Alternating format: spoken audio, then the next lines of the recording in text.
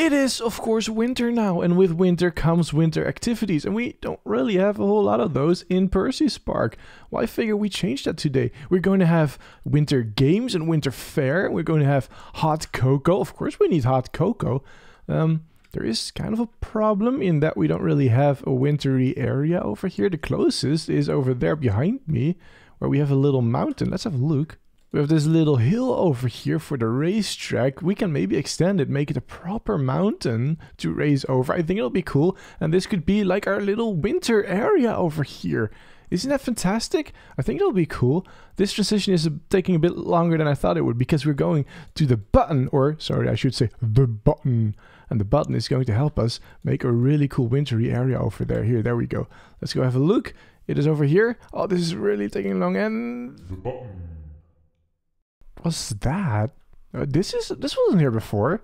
How'd that happen? What does the button say? A winter fair it was? Let's see. This path should lead you there. Well, I guess it says winter fair, so let's go. Let's go down this path and see what it is. Is this a long path? Actually, that's weird. I'm starting to see snow. There was no snow area over here just a second ago. How'd that happen? I sure wonder.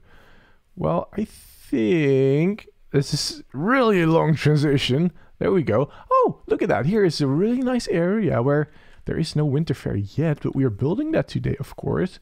And there is this little house, which you may recognize if you've been on this channel for a long time. It's been 2 years ago now since I made a video about the Gripher. Now, the Gripher is a little creature that I made up that is supposedly responsible for wrapping your chests around Christmas. And if you peek through this window, look over there, you can see the Gripher at work wrapping your chests in Christmas presents. For those of you that don't know, in Minecraft, when it's Christmas, your chests look a little bit different, and I've got some references over here. This is what they look like at Christmas, when of course regularly they look like this. And so according to that video from 2 years ago, the Gripher is responsible for wrapping your chests. If you're curious about that video, I'll leave it in the description, but for today, we're actually going to use this idea quite a bit. It's going to be fun. Have you ever had that thing that you're so focused on one thing that you completely forget about another? Like, for example, when you're working on a transition and you're so focused on getting the transition right that you completely forget that, for example, there is now a really giant mountain over here, because I can tell you I did. I really like this mountain. I have to say it blends in really well with what we have already over here with the racetrack. This area was already here and the mountain just sort of extends it, and this is no longer just a really awkward hill. There's actually a reason for it to be there now, and I think that's so cool. And of course the mountain looks epic. I'm really happy with what I managed to do here. The button managed to do here. So to start off this winter fair area over here, I figured the first thing we need is hot cocoa. So we're going to make a little bit of a hot cocoa stand over here. It's not going to be too big. I don't think we need it to be very big. We can't make it too big either, because this already here is the train track. So we don't really have too far out to go. But that's alright. Let's go see what we can come up with. This is purely going to be an aesthetic thing over here. I am realizing though that this aesthetic thing is going to decide what the rest of the area is going to look like, of course. It's going to decide the palette and the style of this. And I'm thinking that this already looks kind of cool. Look at that, that's kind of nice, isn't it? Little stand over here. I think it's nice. And there we go, we've got a hot cocoa stand. It's just like that. You can walk up to it, you press the button, you get a hot cocoa. It's funny, you can drink it as well.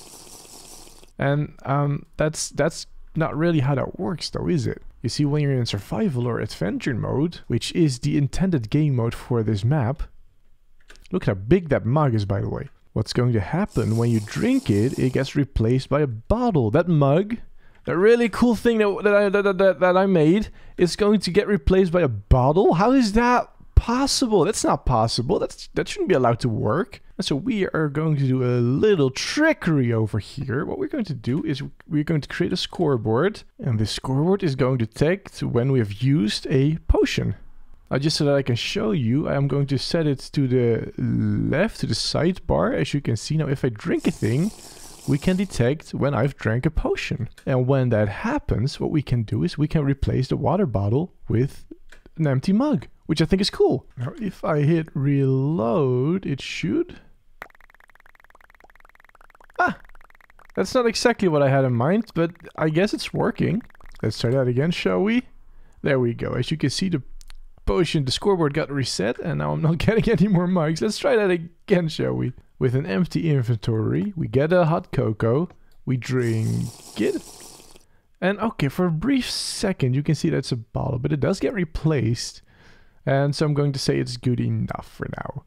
I don't think there's much we can do to make it any better. So there we go, hot cocoa. And now it's just a little more decorated. Yummy.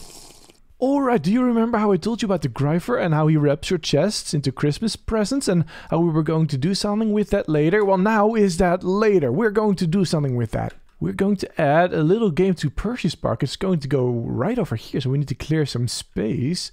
But the game is really very simple. You're going to get chests and you need to figure out which wrap to wrap it with. Yeah, I'll show you. And there we go. Tree cleared.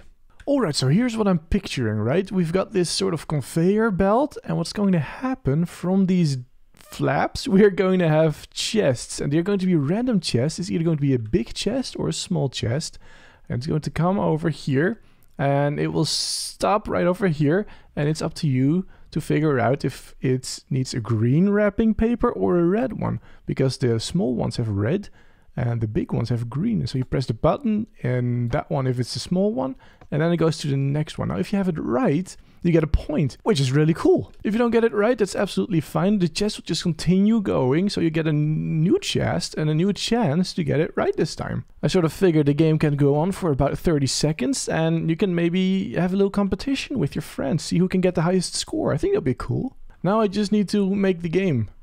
Yeah. I don't really know where to start yet. Alright, so I've now got this thing to a point to where it will summon a random chest every time I hit the button, and it's either a large chest or a small chest, as you can see.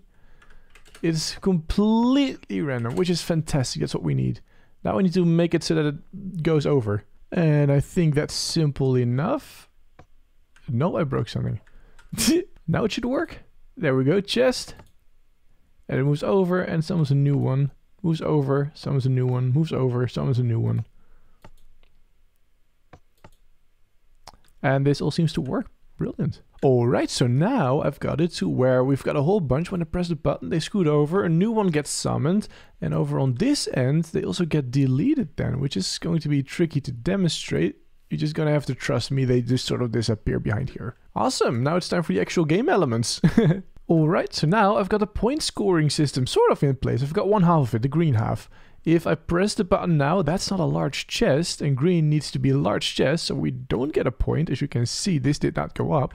But now we have a large chest, and so now you can see that the score goes up.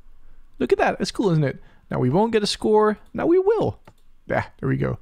And now we won't, and now we will. That works, that's fantastic. And that we have this scoring system figured out now is actually really exciting, because we got the majority of the thing done now.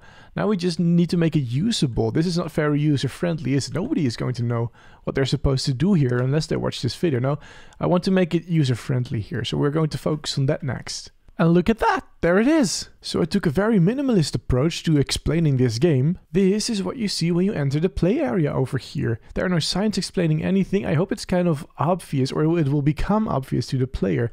Really, all we have is two buttons, and I sort of figure people will start trying to push buttons, and pressing either one of these buttons will start the game. There you go, you see? And I hope by showing the chests in the back there, you can see we have a small chest and a red chest, that it's obvious that you're supposed to match the small chest with red, right? And then we have a green one over there. Yeah, hopefully it's obvious that you match the big one with green. And that's kind of how you play the game, right? After 30 seconds or so, the game ends. I'm not really sure how far we are in that now. And when it ends, it will give you the score. It's going to remove, there you go. It's going to remove the button so you don't accidentally restart the game. And then after a couple seconds, it's ready to be played again. I think it's kind of cool. It's a neat little game. I really like it. What I forgot to show you is when you don't have it right, is it won't turn the chest and it will tell you in the bottom, hey, that's not right, try again. And then you can try again, you can try the other one. See if that works. And hopefully that is a really good way of explaining to people how this game works. People can learn it by themselves. Ooh, got 18 points that time. all in all, I'm pretty happy with the end result here. Let's have a look. What have we got? We've got a really big mountain in the back that really only serves as a nice atmosphere as a backdrop for the entire winter fair over here.